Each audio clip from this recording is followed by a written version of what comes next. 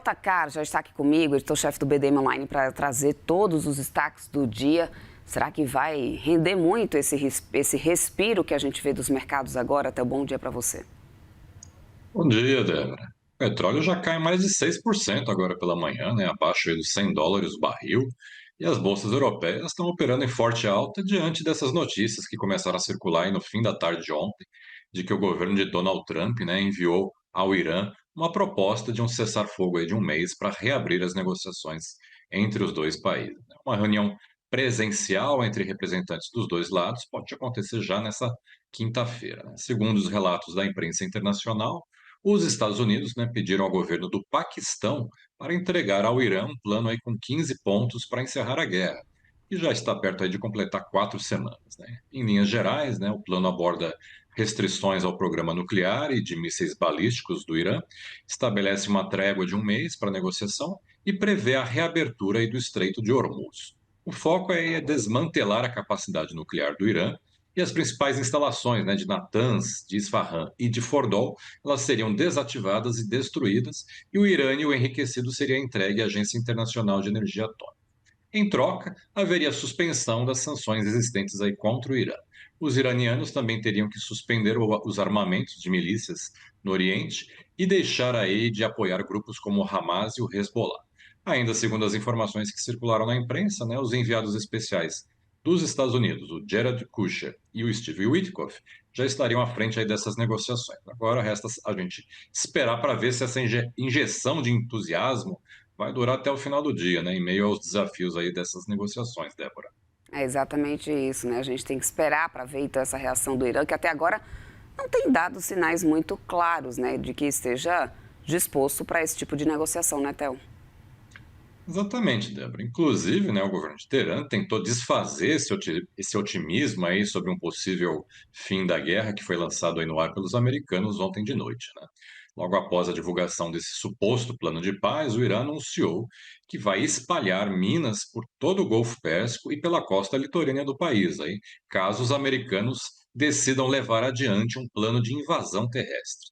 Vale a pena a gente destacar que pouco antes dessa proposta de cessar-fogo vir à tona ontem, a principal informação que corria na imprensa americana era justamente de que os Estados Unidos estavam se preparando para enviar paraquedistas aí para o Irã para iniciar os ataques por via terrestre, talvez já nesse final de semana, né? O Irã teme aí que esse plano de paz seja apenas uma cortina de fumaça para os Estados Unidos tentarem assassinar, melhor dizendo, o Mohammed Bagher Ghalibaf, que é o presidente do parlamento do Irã e que é visto atualmente como o principal líder político do país, né?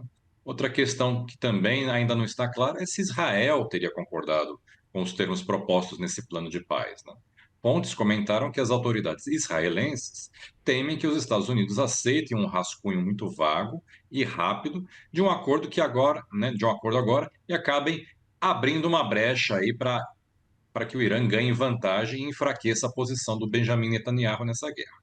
Agora, o ponto central de toda essa história, né, que realmente vai fazer a diferença para os mercados, é a reabertura do Estreito de Hormuz, né, a passagem aí dos petroleiros. Agora cedo, né, o Irã afirmou que reduziu a pressão sobre o estreito, autorizando a passagem de embarcações não hostis, segundo o comunicado que foi enviado aí pelo governo de Teherã à Organização Marítima Internacional. Essa flexibilização pode ser um sinal aí de que o Irã realmente está disposto a negociar, apesar das narrativas em sentido contrário, né? Vamos ter que esperar o desenrolar dessa história, como eu disse, e as notícias aí que vão vir do Oriente Médio nas próximas horas e principalmente no final de semana, para ter uma certeza e uma clareza melhor se essa guerra realmente está se caminhando para o fim, Débora. Enquanto isso, Theo, aqui no Brasil, né, o governo corre para tentar evitar que a guerra lá fora se transforme em uma crise dos combustíveis aqui no país. Será que vai conseguir? Pois é, Débora, né? O governo Lula está bastante preocupado com a disparada no preço do diesel e, por isso, fez aí uma nova proposta aos estados para reduzir o preço do produto importado, já que o abastecimento aqui no país depende aí de quase 30% do combustível que vem de fora, né? Em vez de zerar o ICMS sobre o combustível, né, o governo propôs dessa vez conceder uma subvenção direta aí aos importadores de R$ 1,20 por litro de diesel, sendo que 60 centavos a cargo dos governadores e 60 centavos bancados pelo governo federal, né? A proposta aí teria um custo estimado em 3 bilhões de reais, que seria dividido aí igualmente entre estados e União, né? Esse benefício tem um caráter temporário, né, com vigência até 31 de maio, e o governo espera aí uma resposta dos governadores até essa próxima sexta-feira, aí, quando vai acontecer a reunião do CONFAS, né, dos secretários de Fazenda aqui em São Paulo. Essa demanda pela subvenção do diesel, né, ela partiu dos próprios governadores, que não tinham margem para abrir mão da arrecadação de ICMS. Mas o ministro da Fazenda, o Dario Duriga, não descarta aí novas medidas para conter os preços. E vamos falar rapidamente aí da agenda dessa quarta-feira, que está bem tranquila, né? Aqui no Brasil, teremos dados de fluxo cambial às 2h30 da tarde. Na safra de balanços, estão previstos os resultados da JBS, da Equatorial Energia, Americanas e da Vamos. Lá fora, teremos o dado semanal de estoques de petróleo nos Estados Unidos às 11h30 da manhã. Na Europa, saiu agora cedo a inflação no Reino Unido, né? O CPI se manteve em 3% em fevereiro, na comparação anual, em linha com as expectativas. Na comparação mensal, a inflação por lá subiu 0,4% após uma queda de 0,5% em janeiro, também em linha com as previsões. E na Alemanha saiu o índice IFO de clima empresarial, que caiu de 88,4 pontos em fevereiro para 86,4 em março, o nível mais baixo desde fevereiro de 2025, Débora. É isso. Meu querido, obrigada aí pelos destaques. Vamos lá então, partir para essa quarta-feira. Te espero aqui amanhã, hein, Theo? Até amanhã, tchau, tchau. Até mais.